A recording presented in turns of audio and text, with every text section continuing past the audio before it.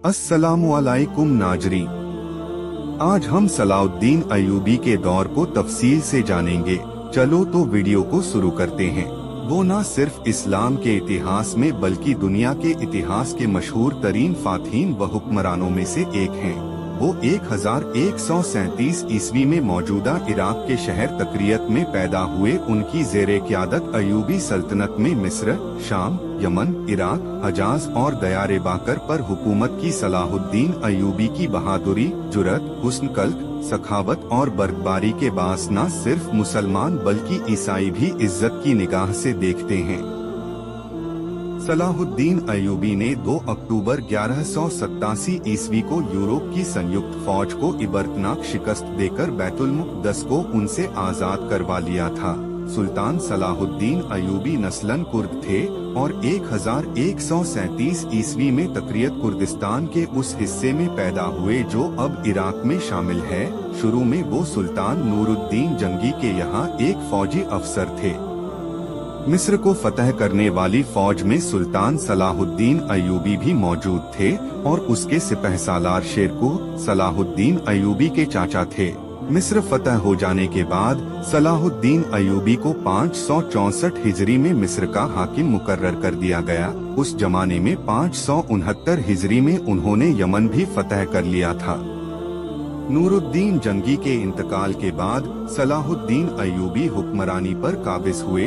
सुल्तान Salahuddin Ayyubi अपने कारनामों में नूरुद्दीन जंगी पर भी बाजी ले गए। उनमें संघर्ष का जज्बा कूट कूट कर भरा हुआ था और बैतुल मुक़द्दस, मस्जिद ए अक्सा, यरूशलेम की फतेह उनकी सबसे बड़ी ख्वाहिश थी।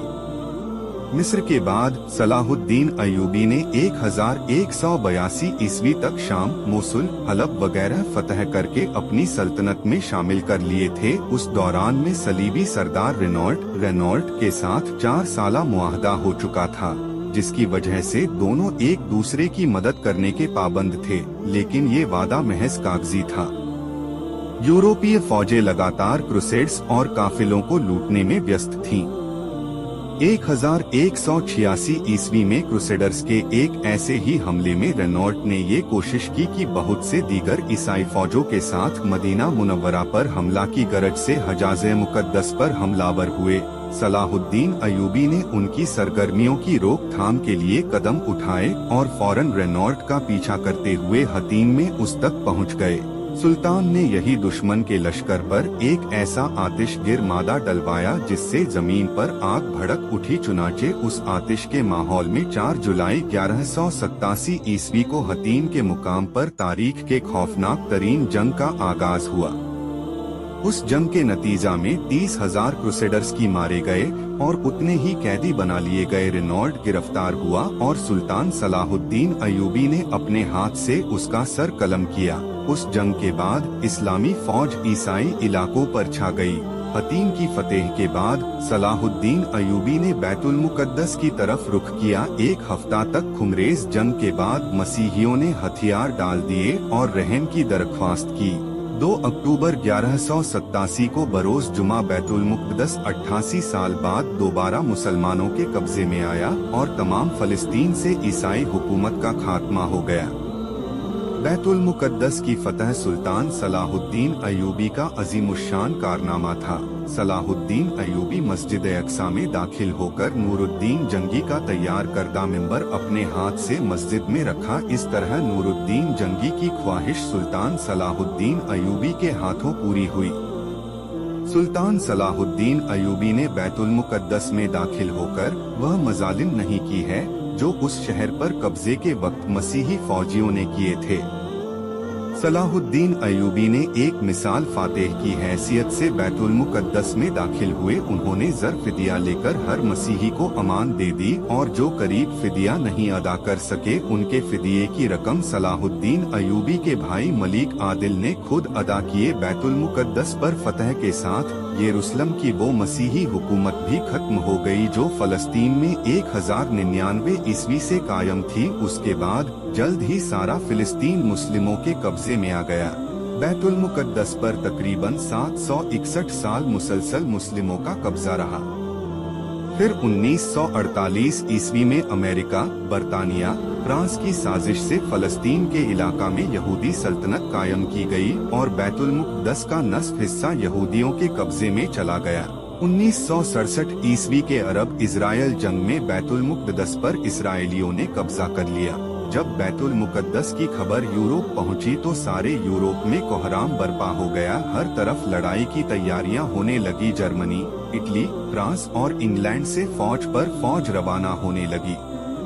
इंग्लैंड का बादशाह रिचर्ड, जो अपनी बहादुरी की वजह से शेर दिल मशहूर था, और फ्रांस का बादशाह फिलिप अगस्टिस अपनी फौज लेकर फलस्तीन पहुँचे। यूरोप की इस फौज की तादाद 6 लाख थी। जर्मनी का बादशाह फ्रेडरिक बारबरोसा भी इस मुहिम में उनके साथ था।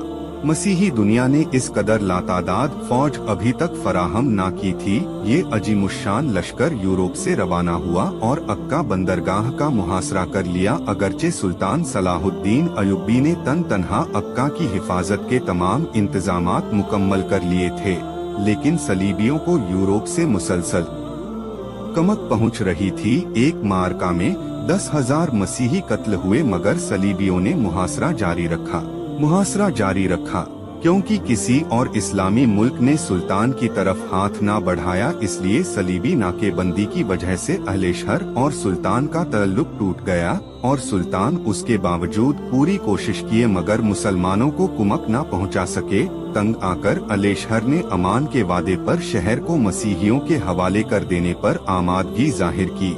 दोनों तरफ के लोगों के दरमियान मुआहदा तय हुआ, जिसके मुताबिक मुसलमानों ने 2 लाख अशरफिया बतौर तावान जंग अदा करने का वादा किया और सलीब आजम और 500 मसीही कैदियों की वापसी की शर्तें करते हुए मुसलमानों ने हथियार डाल दिए। मुसलमानों को इजाजत दे दी गई वो तमाम माल असबाब लेकर शहर से निकल जाएं, लेकिन रिचर्ड ने वादा खिलाफी की और महसूरीन को कत्ल कर दिया।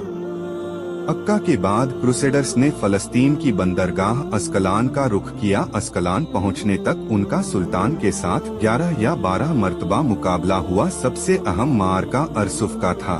सुल्तान सलाहुद्दीन अय्यूबी ने बहादुरी का दरख्शंदाना मिसाल पेश की, लेकिन चूंकि किसी भी मुसलमान हुकूमत बिलखुसूस खलीफा बगदाद की तरफ से कोई मदद न पहुंची, तब सुल्तान सलाहुद्दीन अय्यूबी को पीछे हटना पड़ा। वापसी पर सुल्तान सलाहुद्दीन अय्यूबी ने अस्कलान शहर खुद ही तबाह कर दिया और जब सलीबी वहां पहुंचे तो उन्हें ईंटों के ढेर के सिवा कुछ भी हासिल ना हुआ। इस दौरान में सुल्तान ने बैतुल मुकद्दस की हिफाजत की तैयारियां मुकम्मल की, क्योंकि अब क्रूसेडर्स का निशाना बैतुल मुकद्दस था। सुल्तान सलाहुद्दीन अय्यूबी ने अपनी मुख्तसर सी फौज के साथ इस कदर अजीम लाभ लश्कर का बड़ी जुर्रत के साथ मुकाबला किया। जब फतह की कोई उम्मीद बाकी ना रही तो क्रूसेडर्स ने सुलह की दरख्वास्त की। दोनों फौजों में मुआहदा हुआ, जिसकी वजह से तीसरी क्रूसेड जंग का खात्मा हुआ। इस जंग में क्रूसेडर्स को कुछ भी हासिल ना हुआ और वो नाकाम वापस हुए।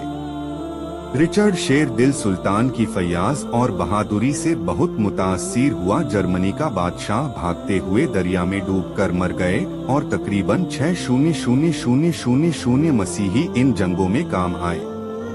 मुआहदा की शर्तें कुछ ऐसे थी। बैतुल मुक़द्दस बदस्तूर मुसलमानों के पास रहेगा।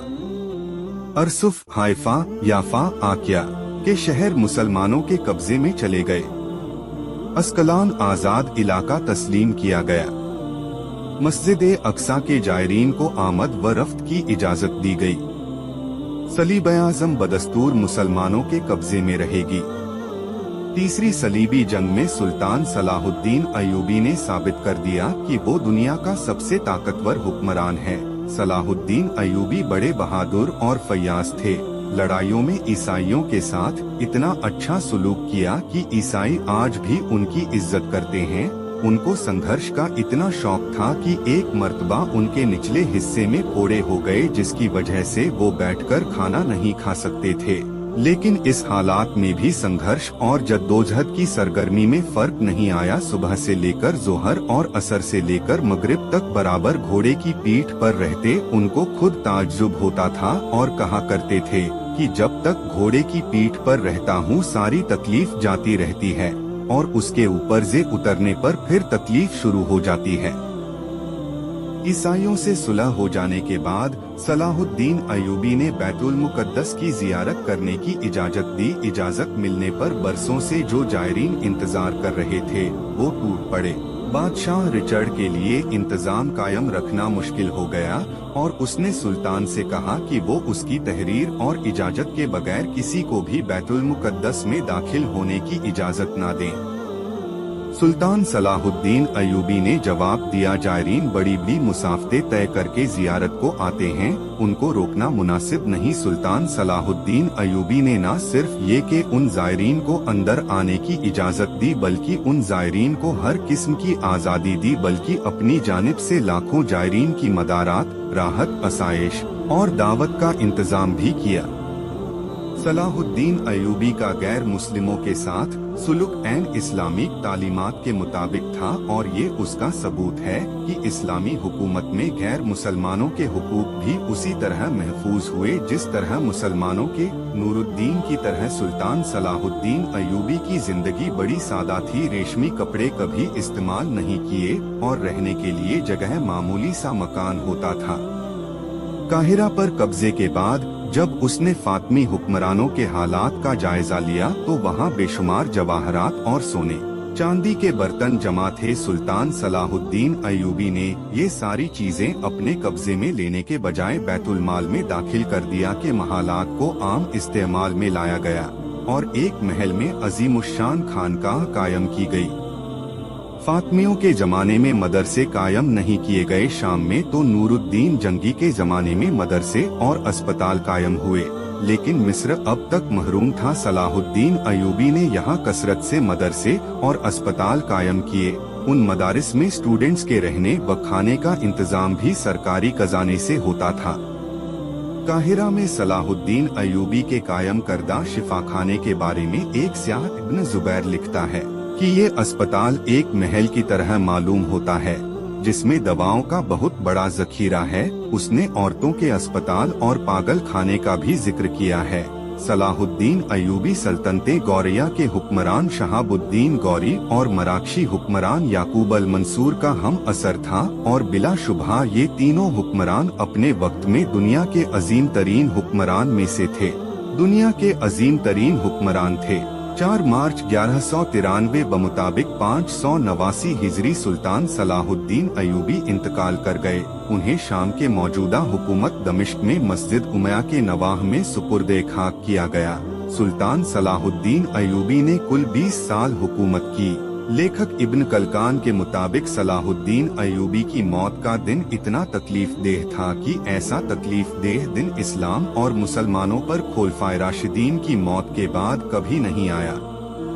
मौजूदा दौर के एक अंग्रेज लेखक लीन पोल ने भी सुल्तान की बड़ी तारीफ की है और लिखता है कि उसके हमअसर बादशाहों और उनमें एक अजीब फर्क था। बादशाहों ने अपने जाह व जलाल के सबब इज्जत पाई, लेकिन सुल्तान सलाहुद्दीन अयूबी ने अवाम से मोहब्बत और उनके मुआमलात में दिलचस्पी लेकर हर दिल अजीजी की दौलत कमाई। Thanks for watching. और इसी तरह की वीडियोस के लिए हमारे चैनल को सब्सक्राइब करें और वीडियो को लाइक शेयर जरूर करें।